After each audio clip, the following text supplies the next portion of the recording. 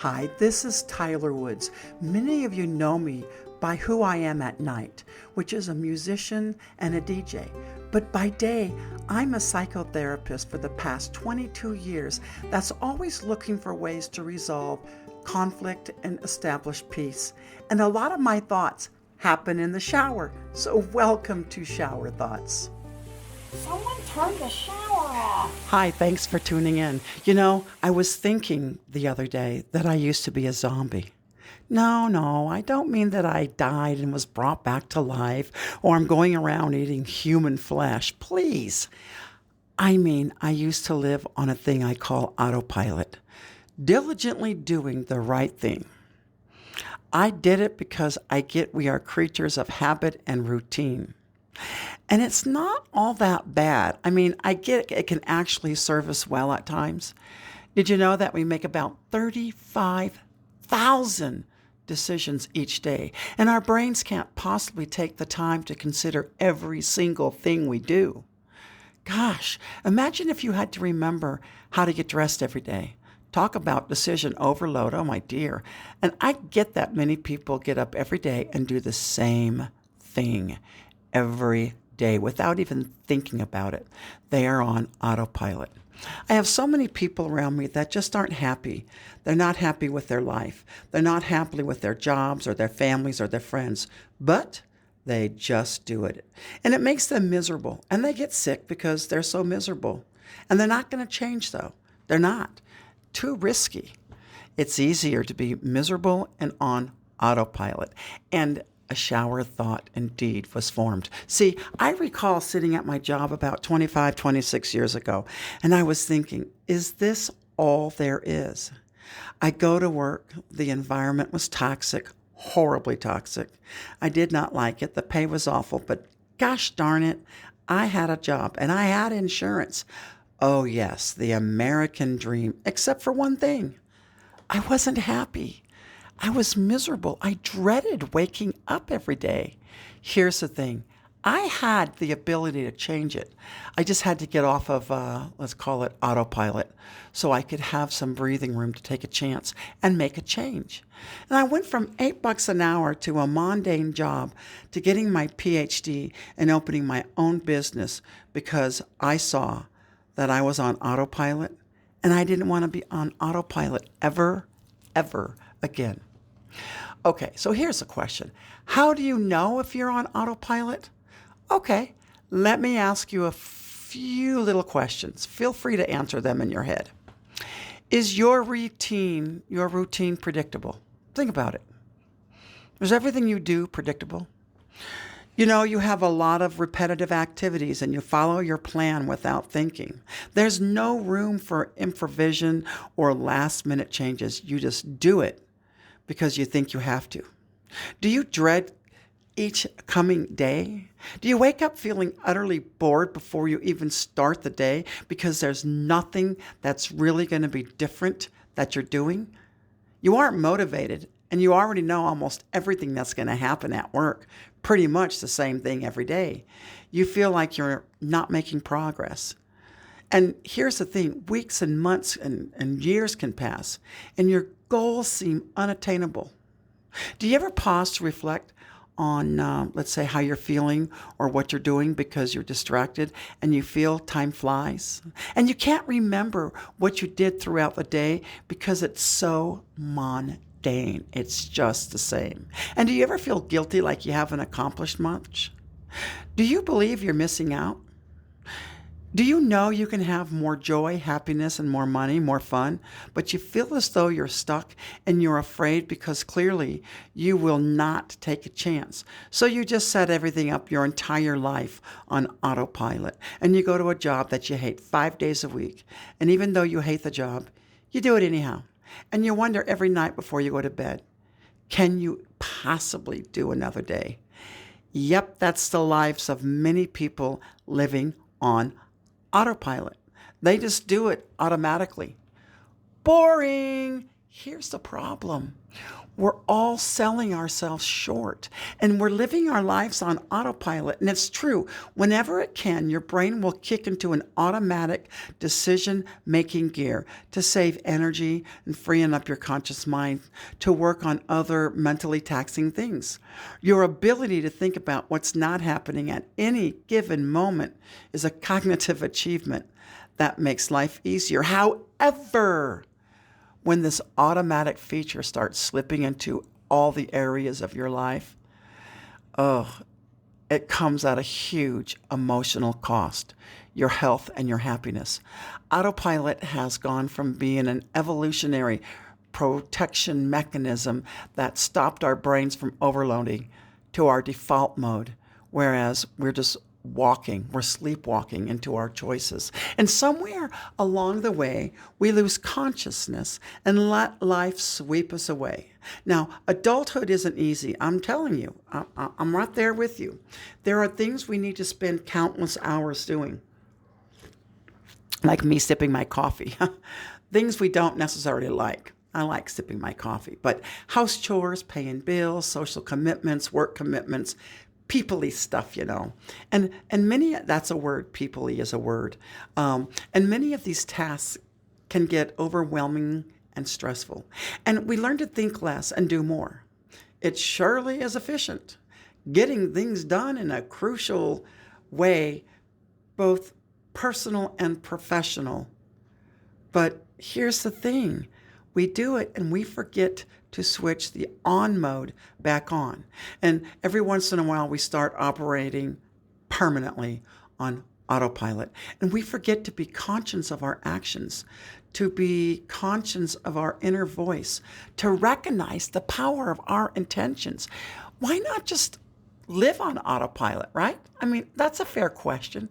Gliding on autopilot is easy. It's comfortable. Or is it? See, being on autopilot means mindless living. Autopilot mode detours us from realizing our full and our true potential. We do what comes easy and brushing off the things out of our comfort zone, even if we know they would help us learn and grow. But where does the same old fit in? Do you want to grow old doing the things you dislike and just do it on autopilot? If you do, go ahead. Do you even know that you're on autopilot, though? See, why do we spend so much time in the past twisting our necks out of place or worrying about a future that hasn't even come yet? Why are we on autopilot? Mindfulness, being in the now, aka in the moment. And this is a moment that being in the moment seems to be rare these days because we're being pulled in so many directions by so much stimuli, or perhaps too much responsibility, always in a hurry, and our head is always in the cell phone. People are not mindful. They break up these days over the phone. They do everything over the computer. No one has the decency or courage to talk face to face. So many people are talking about the past, projecting the future. We're losing track of the very second and some sort of connectiveness. I think so many of us are on autopilot because, we get up, we get dressed, we do our morning routine, we go to work, we come home, we eat dinner, we do it again, blah, blah, blah. I think this entire autopilot thing is not mindful. We are acting in an unconscious state. Yeah. We're acting out of habit. We seem to have an unawareness of what we're doing, though. Many people spend so much of their time and energy rehashing the past, rehearsing the future, telling us how much they hate their job, even giving us practice speeches of what they want to say to their boss, what they're going to do. We spend our time wishing, hoping, planning, ruminating, missing, regretting, wanting, needing, angry, resentful, bored, doing the same thing over and over and over, and then we are complaining about it. I used to be like that. I had a horrible job forever. I was in a very abusive relationship that went on for 10 years, 10 and a half years. The only reason I got through that is I lived on autopilot, so it didn't bother me. So I was just fine doing my life. I figured it was what my parents did and their parents did and their parents' parents did. Then one day I woke up. I was slow to wake up. I was about 32, 33, and I just looked at my life. I felt like I was hitting the snooze button like 400 or 500 times. Eventually I woke up. I ended leaving the autopilot relationship. Eventually, I got into a healthy relationship that's now going on 27 years. I quit the autopilot job, took a chance, went to school for 7 years, and started my own business. No, I'm not bragging. I'm just saying to get out of autopilot, you got to make a lot of changes. I left a relationship, a home, a job. I left it all because I didn't want to live that way. I didn't want to be that person that constantly complained about a job I hated, but I wasn't willing to do anything to get out of it. And here's the thing, we have to watch autopilot. It's not mindfulness. We need to switch it off and put our hands on our own steering wheel and take charge of our life in the here and now. Did you know that the average American mind is wandering around about 48% of our day? And the study find that when the mind wanders, we don't feel happy. But the mind wanders a lot when we're on autopilot. In fact, we get depression, anxiety, illness, fears, you name it. Okay, autopilot goes off. But how? Yep, mindfulness. And I know it's easier said than done, but if we keep it simple, the basic idea of mindfulness, which is to pay attention to the now, can stop the restless wandering of the autopilot mind. Really, stop wandering off to 2016 when your friend hurt you, or 1999 when your first lover or husband left you. Hello, paging you, will you please come to the front desk now? Please come to the present. I used to wash my hands every morning, and I looked at every single wrinkle, every crack, every crevice. I used to memorize my hand, and hand washing was the very thing that introduced me to mindfulness. I simply paid attention to what was in front of my face, watching the water ripple, dripping. And then I practiced eating mindfully, chewing and feeling the food in my mouth, my teeth coming down on it, feeling the textures and processing the taste. I was practicing doing things not on autopilot, but paying attention. I then started meditating and used to breathe to focus in the now. Interesting thing happens when you go off autopilot. You become happier. I mean, really, you get out of situations that you're unhappy in. You do not move back, nor do you move forward. You simply process everything in the now. Like you get that you don't like your job. You get that you're paying attention. You get what the food tastes like. You get what it's like to wash your hands. All these little things you took for granted, you start paying attention. Turn autopilot off. You may discover the things in your life that you like and you dislike, and then you can take gentle actions to make mindful changes. You don't have to do what I did and go, oh my God, and leave a long-term abusive relationship and then get with somebody and then quit everything, quit a dysfunctional job, go to school and become somebody. No, just be gentle.